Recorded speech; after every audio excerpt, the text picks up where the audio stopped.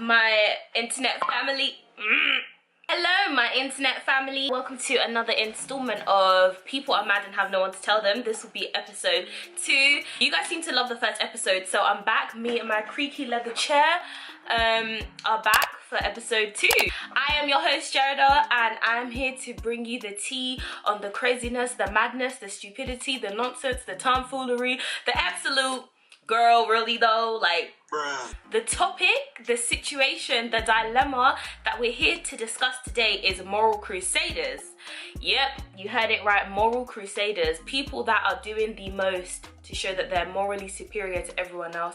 I'm talking about the thread merchants of Twitter, the people that do threads and threads and threads upon threads of how they're right and everyone else is wrong, nitpicking at everything wrong in the world and why they are in fact mad. A perfect example of it would be, there's a lot of people on Twitter that are seemingly feminist, pro-black, pro-this, pro-that. Now, the difference between people who are really about that life, to me, and people that aren't, would be the selflessness of it all. I personally feel like when it comes to certain causes, there's a difference between bringing awareness to a cause and bringing awareness to yourself. That's just me.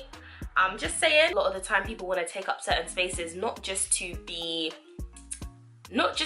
raise awareness, but to become popular in their own right. And I think that's really problematic.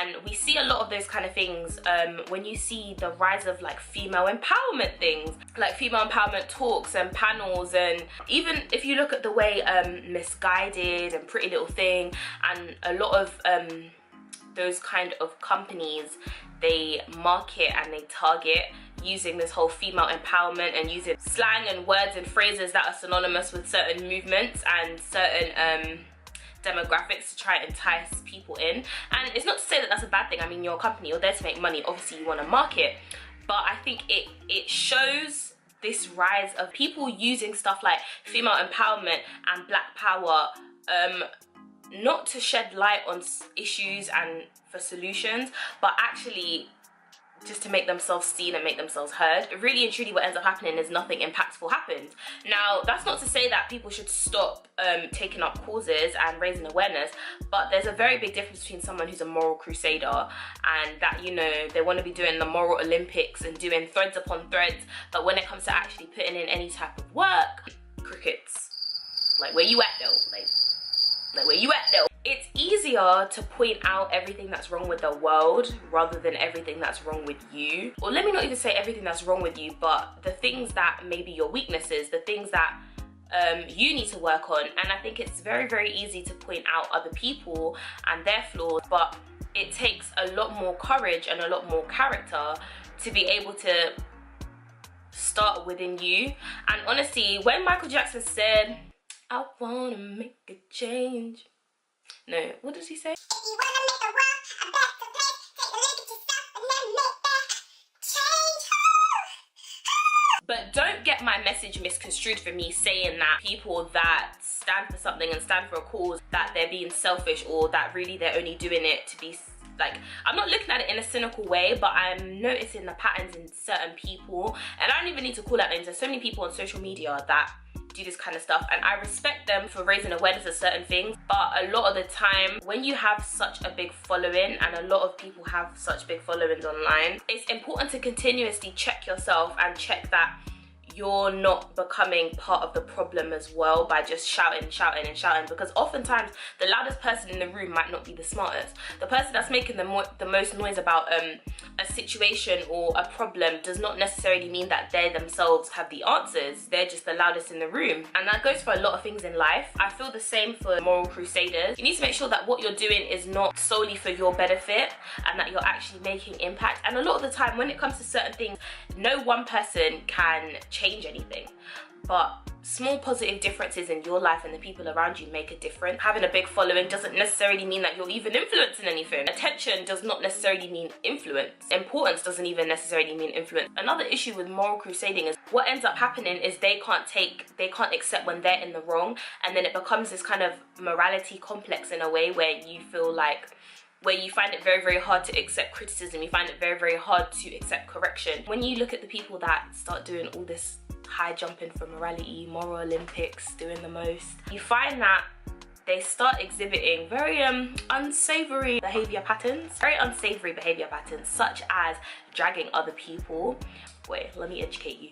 Dragging someone or dragging someone for filth is a term that I'm pretty sure was coined by the LGBT community. When it comes to dragging, it's basically when you assassinate somebody's character. What tends to happen is you see this tit for tat go on, where if somebody believes something opposing to you or somebody challenges the core of someone's belief, instead of them, you know, listening, taking heed, understanding, or even ignoring the person, it becomes a battle to the death of like, no, I'm right, no, I'm right, no, I'm right. You find that a lot on Twitter between the people that are like raging feminists and the people that are critical of certain approaches that certain feminists consider to be the right approach, if that makes sense. So we've got the extreme feminists and we've got the people that are critical of them.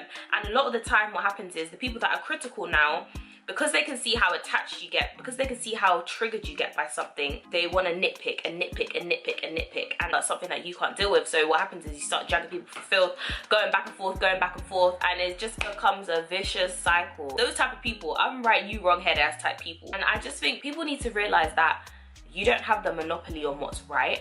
Instead of trying to scream, I'm right, listening and just leading by example. I think that's the most effective thing you can possibly do. There will be people that just want to prove somebody wrong, and I don't think those people are any more right than the person that's a moral crusader. I think they're both extreme sides of the same coin. This is not to justify people continuing to live problematic lives and not wanting to better themselves, because bettering yourself and personal development is always important in life. If you're somebody that's just stuck in your ways and somebody is challenging you, it's not on attacking you as a person. Listening to people and understanding different perspectives is a very powerful tool to have. Listening to listen rather than listening to respond or listening to prove a point is a very powerful skill to have, and not many people have it. Everybody wants to prove that they're right and they have the monopoly on what's right. If you don't know who you are and if you're not self-aware and accountable for your own actions, then baby, you just as bad as the rest of us. The reason why I think those people are mad more than anything is because where you meet different people in your life, they may have experienced different things before you. They might still have to experience certain things that you've already experienced. So when they don't really have the resources, the experiences, the understanding, the knowledge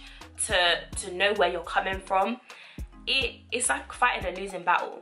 Sometimes you have to love people from a distance. You have to continue to lead by example, and then when the time is right, the time is right. And none of us are God. We're not even Thanos with the Infinity Stones being able to control time. Until we are self-aware of ourselves and continue to do the better work for ourselves, doing all this morality policing, it's all just a cycle. I just feel like it's all just a cycle.